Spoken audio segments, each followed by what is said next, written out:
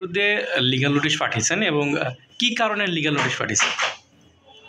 আমি এই প্রধান উপদেষ্টা সহ স্বরাষ্ট্র উপদেষ্টা, IGP Bangladesh police, DMP commissioner, DC Mirpur zone এবং মিরপুর মডেল থানার অফিসার ইনচার্জকে আমি লিগ্যাল নোটিশ পাঠিয়েছি এই মর্মে যে বৈষম্য বিরোধী ছাত্র হত্যা মামলার অন্যতম আসামি জিএম কাদেরকে গ্রেফতার করার জন্য।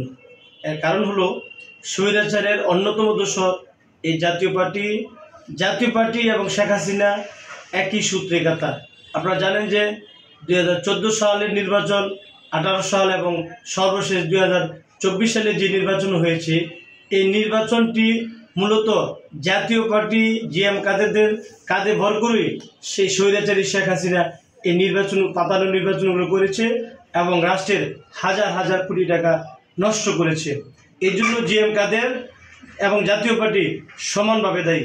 আপনারা জানেন যে বৈষম্য বিরোধী ছাত্র আন্দোলনে যখন ছাত্রদেরকে নির্বিচারে গুলি চালানো হয় এবং 14 দলের সমন্বয়কে যখন নির্দেশ দেয় যে এই যত লাশ আছে পড়বে কিন্তু শেখ হাসিনার ক্ষমতা থাকতে হবে, তো এদের অন্যতম সহযোগী কিন্তু জাতীয় পার্টি জিএম কাদের।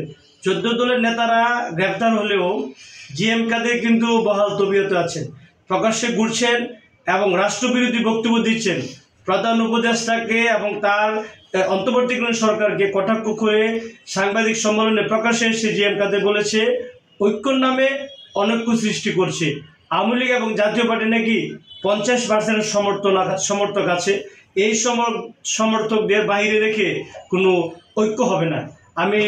আমি বলতে চাই, একজন বৈষম্য বিরোধী ছাত্র হত্যার আসামি এত বড় ধৃষ্টতা কোথায় দেখায় এবং প্রকাশ্যে সে এই মিডিয়াতে এসে বক্তব্য দিল পুলিশ এবং রাষ্ট্র তাকে গ্রেপ্তার করছে না, তাহলে এই বৈষম্য বিরোধী ছাত্র হত্যার মামলায় আওয়ামী লীগের প্রভাবশালী বড় বড় নেতারা তো জেল খাটছে, তাহলে জিএম কাদের কেন ধরা ছোঁয়ার বাইরে? তাহলে আইন কি সবার জন্য সমান নয়? যদি সমান হয়ে থাকে অবিলম্বে আমি বলবো যে স্বৈরাচারের অন্যতম দোষী হিসেবে জিএম কাদেরকে হত্যা মামলায় দ্রুত গ্রেপ্তার করা হোক, কারণ তার বিরুদ্ধে এফআইআর ভুক্ত হবে। আর এই মামলায় আপনারা জানেন যে শেখ হাসিনা এবং জিএম কাদের তারা সমানভাবে একই সূত্রে গাথা, তারা স্বৈরাচারের মুদ্রার এপিঠ এবং উপিঠ। এই দুজন মিলেই এই বাংলাদেশকে আজীবন ক্ষমতা থাকার যে বন্দোবস্ত, সে বন্দোবস্ত তারা করেছে। ছাত্র জনতা যদি জেগে না উঠতো, যদি আন্দোলন তীব্র থেকে তীব্রতা না হতো, একটি আন্দোলন যদি গণজাগরণের রূপ নিয়ে গণ অভ্যুত্থান না হতো, তাহলে শেখ হাসিনা এবং জাতীয় পার্টি জিএম কাদের তারা বেনিফিশিয়ারি হয়ে বাংলাদেশকে নতজানু রাষ্ট্র করে আজকে ভারতের দাবিদার হিসেবে বাংলাদেশকে যেই প্রশ্নের সম্মুখীন হতে হচ্ছে